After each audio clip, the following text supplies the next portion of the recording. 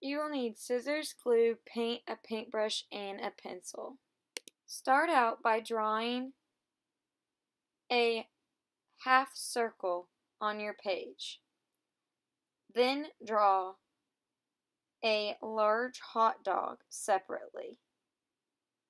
This will be the shape of your hat.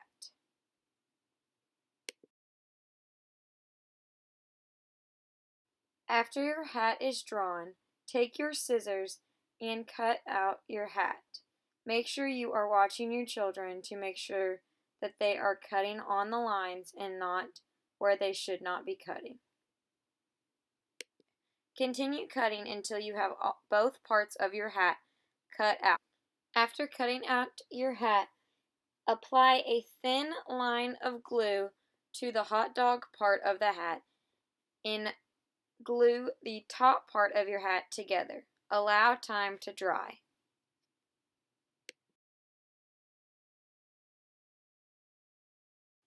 After cutting and gluing your hat, begin painting your hat whatever color you desire. In this video, we chose brown. Paint in any direction that you would like and any design that you would like. Be sure to watch your students as they paint. This that we are using is called tempera paint, and it will come out with water, but it is not easily washable off of materials. This paint will need time to dry. Set aside and come up with an activity while your hats are drying.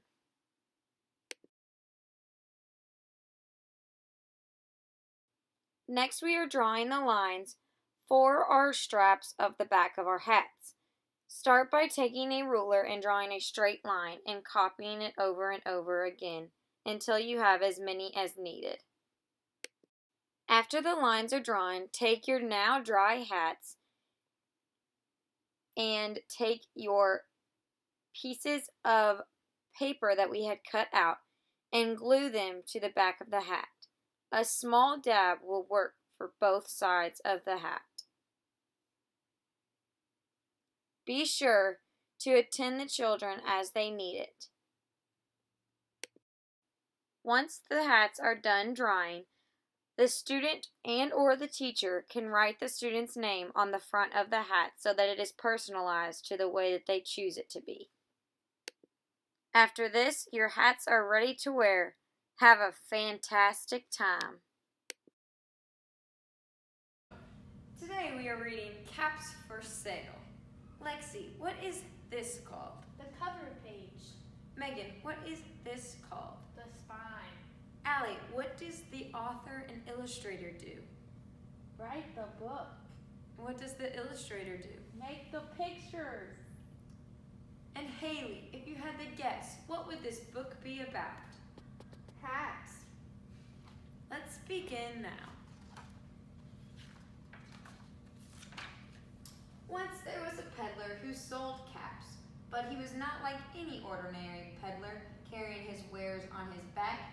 He carried them on top of his head.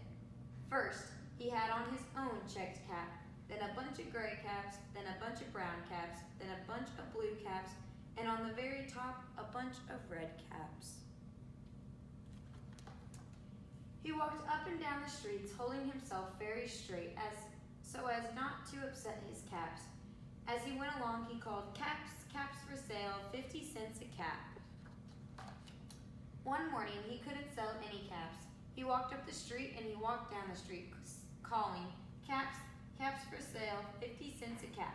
But nobody wanted any caps that morning. Nobody wanted even a red cap.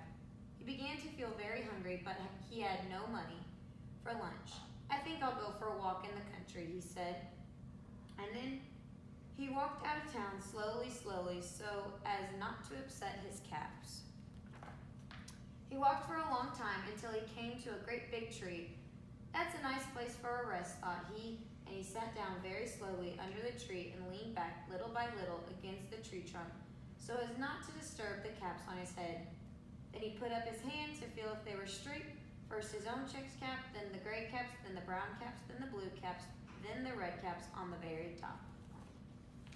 They were all there, so he went to sleep. He slept for a long time. When he woke up, he was refreshed and rested. But before standing up, he felt with his hand to make sure his caps were in the right place. All he felt was his own checked cap. He looked to the right of him, no caps. He looked to the left of him, no caps. He looked in back of him, no caps. He looked behind the tree, no caps.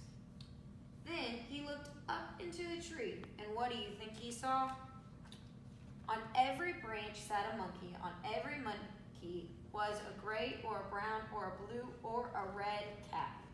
The peddler looked at the monkeys. The monkeys looked at the peddler. He didn't know what to do. Finally, he spoke to them. "You monkeys, you," he said, shaking a finger at them. "You give me back my caps."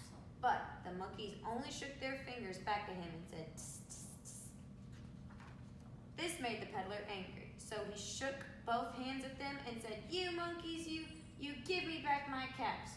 But the monkeys only shook their hands back at him and said, "Tss, tss, tss." Now he felt quite angry. He stamped his foot and he stopped and he said, "You monkeys, you better give me back my caps." But the monkeys only stamped their feet back at him and said, "Tss, tss, tss." By this time, the peddler was really very, very angry. He stamped both his feet and shouted, "You monkeys, you must give me back my caps." But the monkeys only stamped both their feet back at him and said, "Tss, tss, tss." At last, he became so angry that he pulled off his own cap, threw it on the ground, and began to walk away.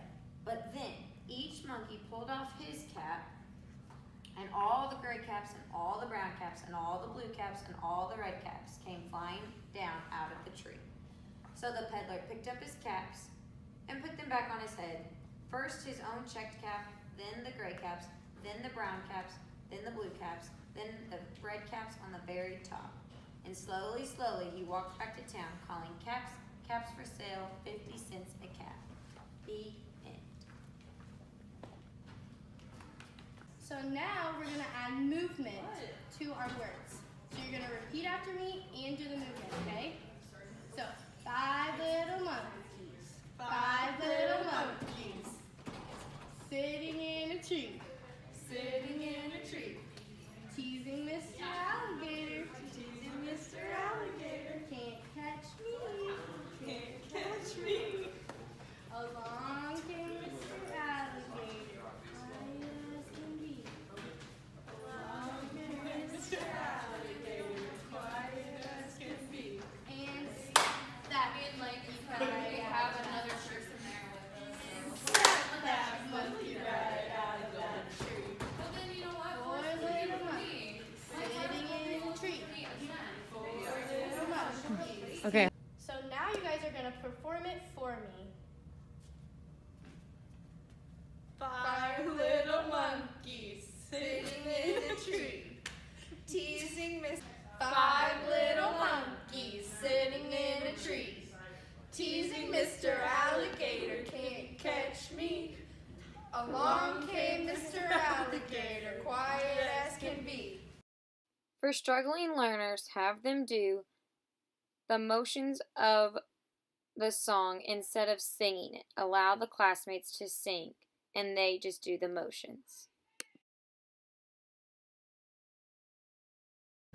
1 little monkey sitting in a tree, teasing Mr. Alligator, can't catch me. Along came Mr. Alligator, quiet as can be, and that monkey right out of the tree. The teacher chooses one student to be the peddler, and the peddler will have everyone's hats. The peddler will close their eyes, and the rest of the class, pretending to be the monkeys from the book, will quietly take the hats from the peddler. After each student has a hat and has run away from the peddler, they will yell, "Wake up, Mr. Peddler." When the peddler wakes up, he will chase after the monkeys. Wake up, Mr. If the peddler tags a monkey, that monkey will give their hat to the peddler. Once their hat is collected, the monkeys will do any physical activity for 10 seconds, and then they can get their hat back from the peddler and rejoin the game. For struggling learners who may not want to participate in the activity, the teacher could let them be the peddler, which would allow them to feel that they are in charge. Megan, you were the first one. Advanced learners can be given more specific exercises that they have to do for a longer amount of time before rejoining the game.